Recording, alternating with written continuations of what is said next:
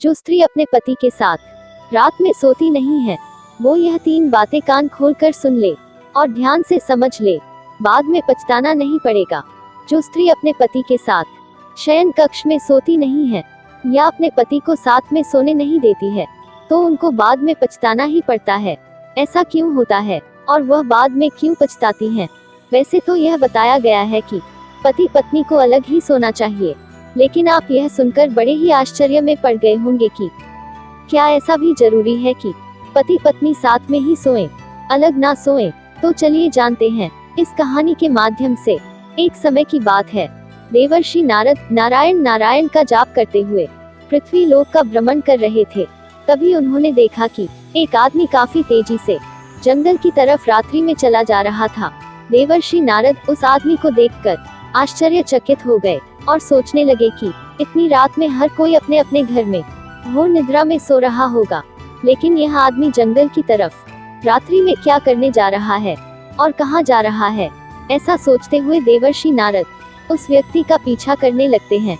वह आदमी आगे आगे जा रहा था और देवर्षि नारद उस आदमी का पीछा करते करते आकाश मार्ग से होते हुए उसके पीछे पीछे जा रहे थे।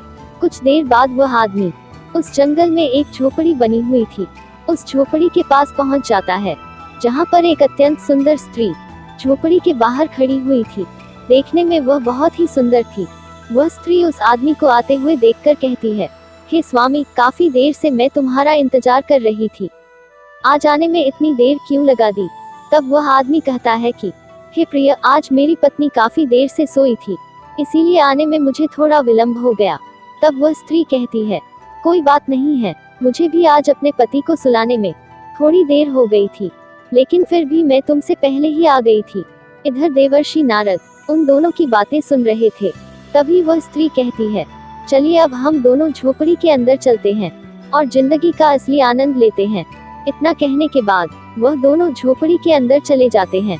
देवर्षि नारद यह देखकर आश्चर्य में पड़ गए और कहने लगे, वाह रे, पृथ्वी लोक के स्त्री और पुरुष दोनों का विवाह हो गया है और फिर भी दोनों अपने अपने जीवन साथी को धोखा दे रहे हैं।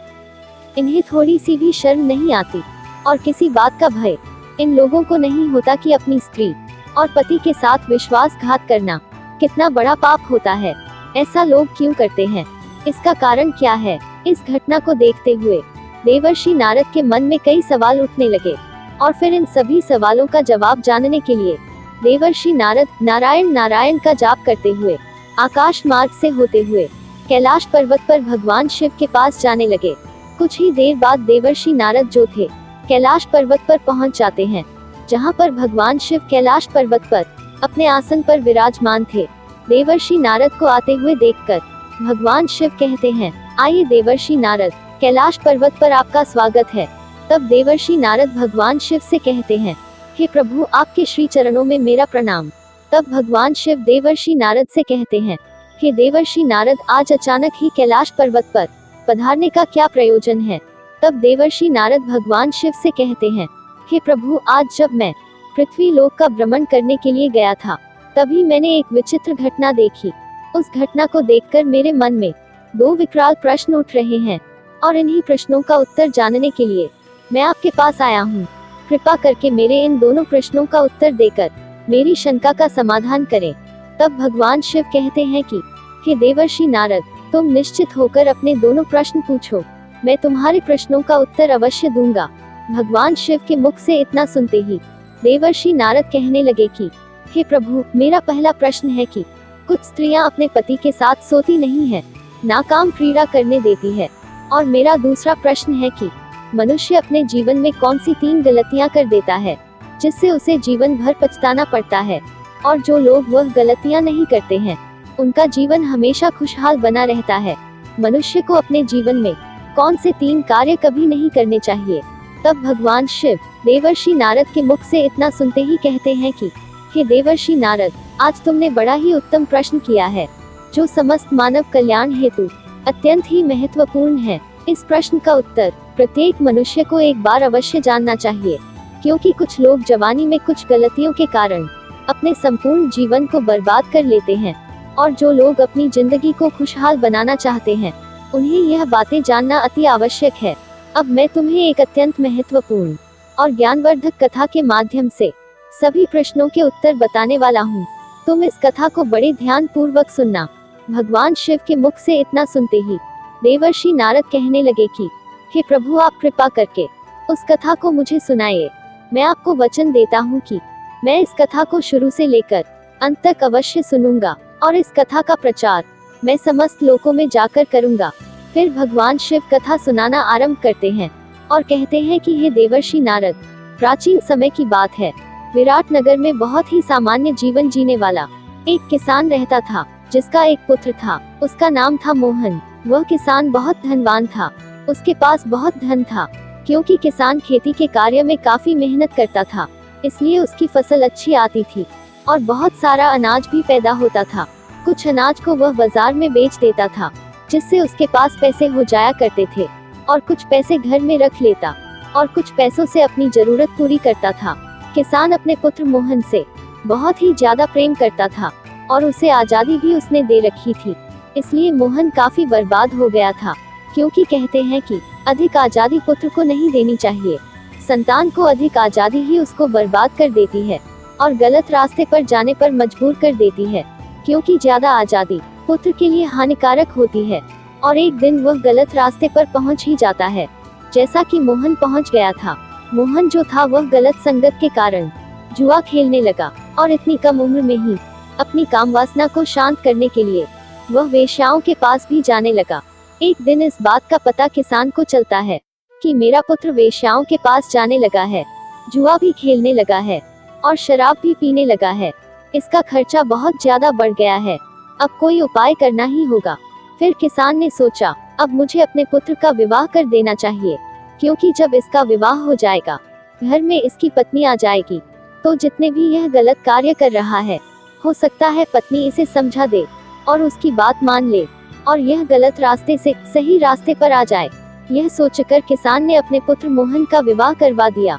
विवाह होने के बाद मोहन घर में ही रहने लगा, क्योंकि उसकी पत्नी अत्यंत सुंदर और रूपवान थी। कुछ समय बाद मोहन के माता पिता वृद्धावस्था में पहुंच गए। वे बूढ़े हो गए और एक दिन ऐसा आया कि वह दोनों दुनिया को छोड़कर चले गए।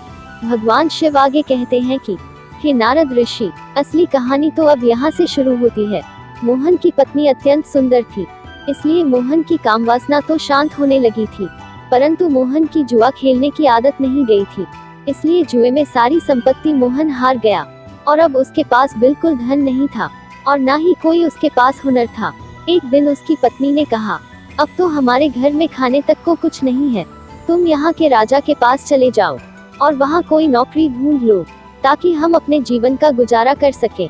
भगवान शिव कहते हैं कि देवर्षि नारद, समझने वाली बात है, अगर कोई व्यक्ति राजा के पास नौकरी मांगने के लिए जाता है, तो राजा पहले उससे पूछता है कि तुम क्या कर सकते हो।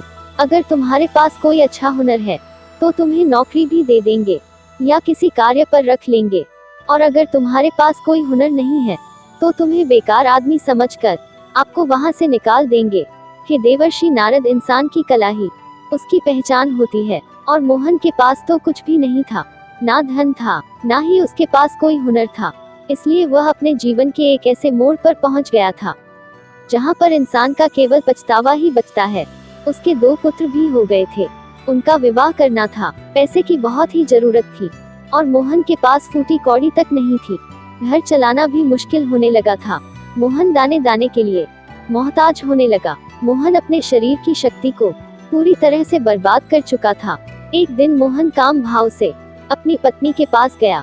तब उसकी पत्नी बोली, इस संसार में इंसान का सबसे बड़ा सुख केवल काम वासना ही नहीं होता है, बल्कि जरूरतमंद लोगों की मदद करना भी होता है। और जो लोग काम वासना के चक्कर में अंधे हुए हैं, वह बर्बाद ही हुए हैं। आगे मोहन की पत्नी कहती है, हे स्वामी, अब मैं तुम्हें 3 गलतियां जो बताने जा रही हूँ, उन्हें बहुत ही गौर से सुनना, क्योंकि मनुष्य ये 3 गलतियां कर बैठता है। कुछ लोग अनजाने में करते हैं, तो कुछ लोग जानबूझकर कर बैठते हैं, और जो लोग ये गलतियां कर बैठते हैं, वे बाद में पूरी तरह से बर्बाद हो जाते हैं।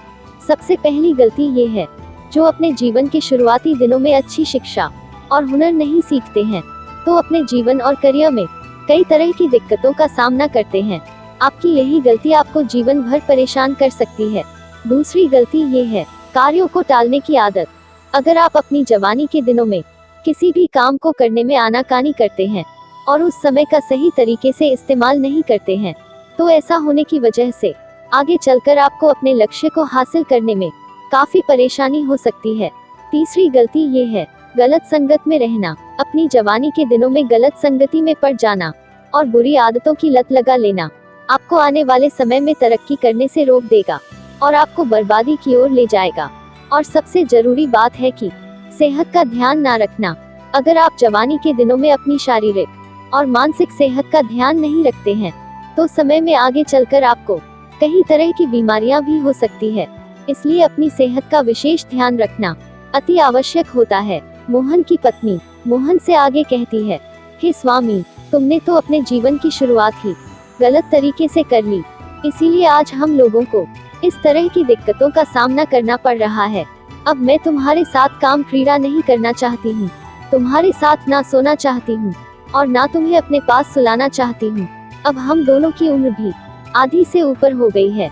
मैं भगवान की सेवा करना चाहती हूँ।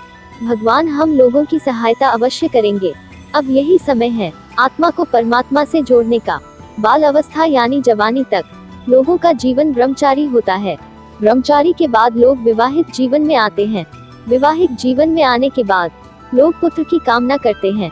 पुत्र होने के बाद लोग बहू की कामना करते हैं। फिर बूढ़े हो जाते हैं और फिर उस ब्रह्मचारी जीवन में वापस चले जाते हैं जहां से विवाहित जीवन में आए थे। इसलिए अब ब्रह्मचारी जीवन में जाना ही बेहतर है। जिस तरह युवावस्था को बर्बाद किया है, उसी तरह वृद्धावस्था को लोगों को बर्बाद नहीं करना चाहिए। पूजा पाठ, भजन कीर्तन आदि करना चाहिए और मैं अपने आप को बर्बाद नहीं होने देना चाहती हूँ। अब तो तुम समझ ही गए होंगे कि मैं तुम्हारे साथ काम क्रीड़ा क्यों नहीं करना चाहती हूँ और तुम्हारे साथ क्यों नहीं सोना चाहती हूँ। अब हम लोगों का केवल एक ही लक्ष्य है, अपने बच्चों का विवाह कर देना। तुम काम क्रीड़ा को भूलकर मेहनत पर ध्यान दो। एक दिन भगवान हम लोगों की जरूर सुनेगा। आगे भगवान शिव कहते हैं कि हे देवर्षि नारद, उस मोहन की पत्नी ने सही कहा था। जो लोग मुझसे सच्चे मन से जुड़ जाते हैं, उन्हें कभी कोई चीज की तकलीफ हो ही नहीं सकती। फिर क्या होता है, उस औरत को एक बुरी औरत मिल जाती है और वह बुरी औरत जो थी अपनी सारी धन संपत्ति मोहन की पत्नी को दे देती है और उसी के घर में रहने लगती है और कहती है कि मेरे पास कोई पुत्र नहीं है, तुम ही मुझे संभालो, मुझे तो 2 वक्त की रोटी मिल जाए, इतना ही मेरे लिए काफी है। फिर वह बुरी औरत मोहन के घर पर ही रहने लगती है। मोहन ने अपने दोनों लड़कों का विवाह भी कर दिया और हंसी खुशी से पूरे परिवार में रहने लगता है। भगवान शिव कहते हैं कि हे देवर्षि नारद, उस बुढ़िया के धन से मोहन का परिवार जो था उसमें सुधार तो आ गया, उसके घर में धन भी हो गया, लेकिन वह मोहन जो था वह थोड़ा गलत मार्ग पर पहुंच गया। उसकी पत्नी ने उसके साथ सोने से मना कर दिया, काम क्रीड़ा करने से भी मना कर दिया। भगवान शिव आगे कहते हैं, हे देवर्षि नारद, इसीलिए मोहन दूसरे रास्ते पर निकल गया, जो रास्ता मोहन के लिए बहुत ही गलत था, जिसे आप देख करके आ रहे हो। मोहन जो था वह एक स्त्री के प्रेम के जाल में फंस गया था, क्योंकि उसकी स्त्री जो थी ना तो उसके साथ सोती थी और ना उसे सोने देती थी और ना ही उसकी कामवासना को शांत करने के लिए उसके साथ काम क्रीड़ा करती थी। अपनी कामवासना से पीड़ित होकर के वह मोहन जो था दूसरी स्त्री के प्रेम के जाल में फंस जाता है और रात्रि में अपनी पत्नी को सुलाने के बाद गांव से बाहर एक झोपड़ी में जाकर के उस स्त्री के साथ अपनी कामवासना को शांत करने के लिए उसी झोपड़ी में काम क्रीड़ा करता है। काम क्रीड़ा करने के बाद दोनों अपने अपने घर चले जाते हैं।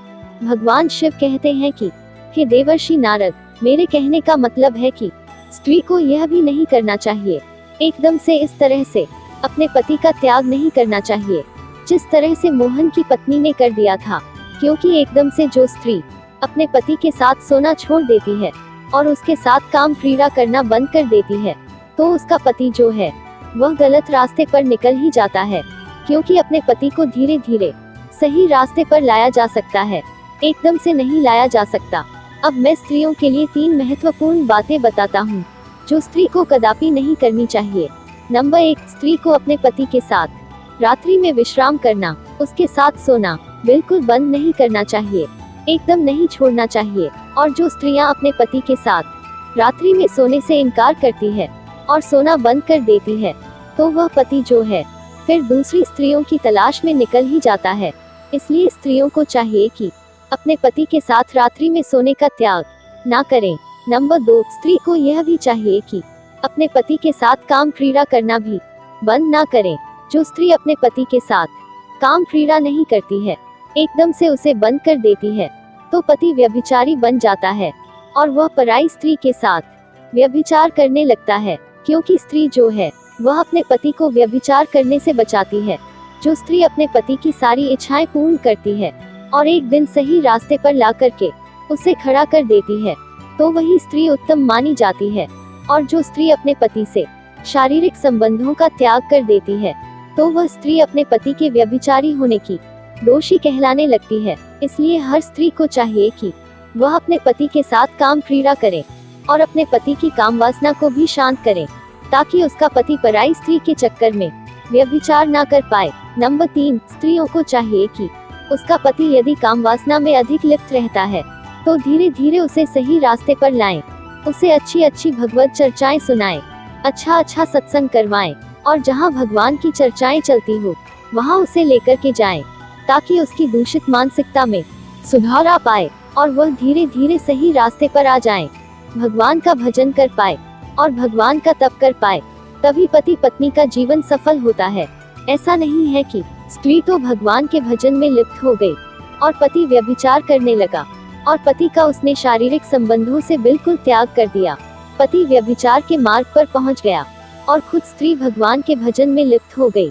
तो यह भी गलत है, क्योंकि पति पत्नी जो होते हैं वह जिंदगी रूपी गाड़ी के दोनों पहिया होते हैं और एक पहिया जो होता है वह अगर रास्ते से बाहर निकल जाता है तो चलने में गाड़ी को झटका लगता है। इसलिए स्त्री को चाहिए कि हर तरह से अपने पति की इच्छाएं पूर्ण करते हुए उसे सही रास्ते पर ला कर के खड़ा कर देना। ऐसा जो स्त्रियां करती है वह स्त्रियां इस समाज में सर्वश्रेष्ठ कहलाती है और अपने पति को गलत रास्ते पर जाने से रोक लेती है और व्यभिचार करने से भी बचा लेती है। अपने साथ साथ अपने पति का भी कल्याण करवा देती है। भगवान शिव कहते हैं कि हे देवर्षि नारद, अब तो तुम जान ही गए होंगे कि जिस पुरुष को आप देख करके आ रहे हो, उस झोपड़ी में स्त्री के साथ जो काम क्रीड़ा में लिप्त था वह मोहन ही था। जो उसकी स्त्री ने उसके साथ शारीरिक संबंधों से बिल्कुल अपना मुंह मोड़ लिया था, ना तो उसके साथ सोई थी और ना उसके साथ काम क्रीड़ा करती थी। अपनी काम वासना को शांत करने के लिए मोहन जो था वह पराई स्त्री के साथ व्यभिचार करने में लिप्त हो गया, जिससे आप देख करके आ रहे हो। देवर्षि नारद अपने प्रश्नों का उत्तर जानकर बहुत प्रसन्न हो जाते हैं। वह नारायण नारायण का जाप करते हुए वहां से प्रस्थान कर जाते हैं। दोस्तों, आपको यह कथा कैसी लगी? आप कमेंट बॉक्स में ओम नमः शिवाय लिखकर अवश्य बताएं। साथ ही वीडियो को लाइक और शेयर करें। यदि आप हमारे चैनल पर नए हैं तो हमारे चैनल को सब्सक्राइब जरूर करें। धन्यवाद दोस्तों।